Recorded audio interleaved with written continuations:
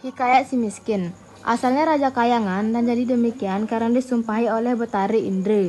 Terlantar di negeri antah berantah dan keduanya sangat dibenci orang. Setiap kali mereka mengemis di pasar dan kampung mereka dipukuli dan diusir hingga ke hutan. Oleh demikian, tinggallah dua suami istri itu di hutan memakan batang kayu dan buah-buahan. Hatta beberapa lamanya, maka istri si miskin itu pun hamillah 3 bulan lamanya. Maka istrinya menangis hendak memakan buah memplem yang ada di dalam taman raja itu. Maka suaminya itu pun terketukan hatinya. Tak kala ia di kendaraan menjadi raja tiada ia mau beranak. Maka sekarang telah murhot. Maka barulah hendak beranak. Seraya berkata kepada istrinya, "Ayo, hai Adinda, Tuan hendak membunuh Kakandala Rupaya ini. Tiadakah Tuan tahu akan hal kita yang sudah lalu itu? Jangankan hendak meminta barang suatu, hampir kepada kampung orang tiada boleh."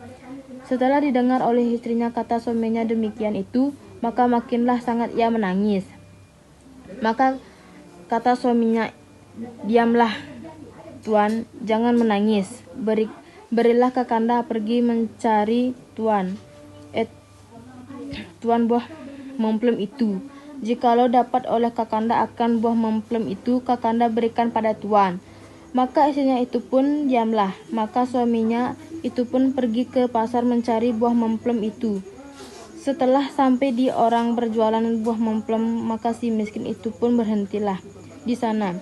Hendak pun dimintanya, takut ia akan dipalu orang. Maka kata orang yang berjualan buah memplem, "Hai miskin, apa kehendakmu?" Maka sahut si miskin, "Jikalau ada belas dan kasihan serta rahim Tuhan akan hamba orang miskin, hamba ini minta diberikan yang sudah terbuang itu.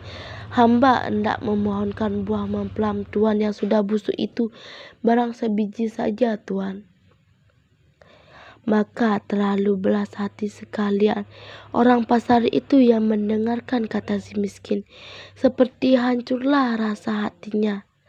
Maka ada yang memberikan buah mempelem, ada yang memberikan nasi, ada yang memberikan kain baju, ada yang memberikan buah-buahan. Maka si miskin itu pun heranlah akan dirinya, oleh sebab diberi orang pasar itu berbagai jenis pemberian. Adapun akan dahulunya, jangankan diberinya barang suatu hampir pun tiada boleh. Habislah dilemparnya dengan kayu dan batu. Setelah sudah ia berpikir dalam hatinya demikian itu, maka ia pun kembali ke dalam hutan mendapatkan istrinya. Maka katanya, "Inilah Tuan, buah mempelam dan segala buah-buahan dan makan-makanan dan kain baju." Itu pun diinjaknya lah istrinya secara menceritakan hal ihwalnya. Tak kala ia di pasar itu, maka istrinya pun menangis. Tiada mau maka jikalau bukan buah mempelam yang di taman raja itu, biarlah aku mati sekali. Maka terlalu sebal hati suaminya itu melihatkan akan kelakuan istrinya itu seperti orang yang hendak mati. Rupanya tiadalah berdaya lagi. Suaminya itu pun pergilah menghadap Maharaja Indradewa itu. Maka Baginda itu pun sedang ramai dihadap oleh segala raja-raja. Maka si miskin datanglah lalu masuk ke dalam sekali. Maka titah Baginda, "Hai miskin, apa kehendakmu?" Maka sahut si miskin, "Ada juga tuanku." Lalu sujud kepalanya lalu diletakkannya ke tanah. "Ampun tuanku, beribu-ribu ampun tuanku. Jikalau ada karenanya, Syah Alam akan patuhlah hamba orang yang hina ini hendaklah memohonkan buah mempelem Syah Alam yang sudah gugur ke bumi itu barangkali tuanku." Maka titah Baginda, "Hendak engkau buatkan apa buah mempelem itu?" Maka sembah si miskin, "Hendak dimakan tuanku." Lalu titah baginda, ambilkanlah barang setangkai berikan kepada si miskin ini. Maka diambilkan oranglah diberikan kepada si miskin itu. Maka diambillah oleh si miskin itu seraya menyembah kepada baginda itu. Lalu keluar ia berjalan kembali. Setelah itu, maka baginda itu berangkatlah masuk ke dalam istananya. Maka segala raja-raja dan menteri hulu balang rakyat sekalian itu pun masing-masing pulang ke rumahnya. Maka si miskin itu pun sampailah kepada tempatnya. Setelah dilihat oleh istrinya akan suaminya datang itu membawa buah mempelai setangkai, maka ia tertawa-tawa, seraya disambutnya lalu dimakannya. Maka adalah antaranya 3 bulan lamanya, maka ia pun menangis pula hendak memakan nangka yang ada di dalam taman raja itu juga. Demikian juga si miskin mendapatkan nangka di kebun raja itu untuk istrinya yang menggidam itu. Adapun selama istrinya si miskin hamil, maka banyaklah makan makanan dan baju kain dan beras padi dan perkakas-perkakas itu diberi orang kepadanya. Dan pada ketika yang baik dan saat yang sempurna, pada malam 14 hari bulan, maka bulan itu pun sedang terang tumerang. Maka pada ketika itu istri si miskin itu pun beranaklah seorang anak laki, terlalu amat baik parasnya dan elok rupanya. Anak itu dinamakan Marakarmah, artinya anak di dalam kesukaran.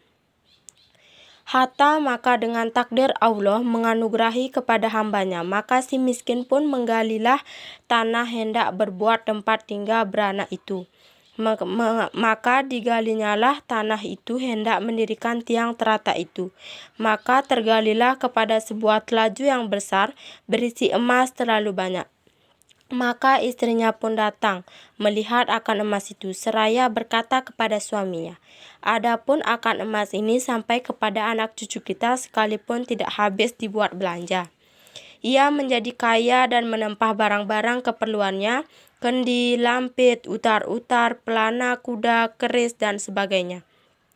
Sekembalinya dari menempah barang-barang itu, dia mandi berlimau, menimang anaknya dan berseru, "Jikalau sungguh-sungguh anak dewa-dewa hendak menerangkan muka ayahanda, jadilah negeri di dalam hutan ini sebuah negeri yang lengkap dengan kota, parit, dan istananya, serta dengan menteri hulu balang, rakyat sekalian dan segala raja-raja di bawah baginda betapa adat segala raja-raja yang besar." Kabul permintaan itu dan si miskin menjadi raja bertukar nama Maharaja Indra Akasa dan istrinya bertukar nama Ratna Dewi dan negeri itu dinamakan Puspasari. Tokoh si miskin, istri si miskin, raja, warga kampung.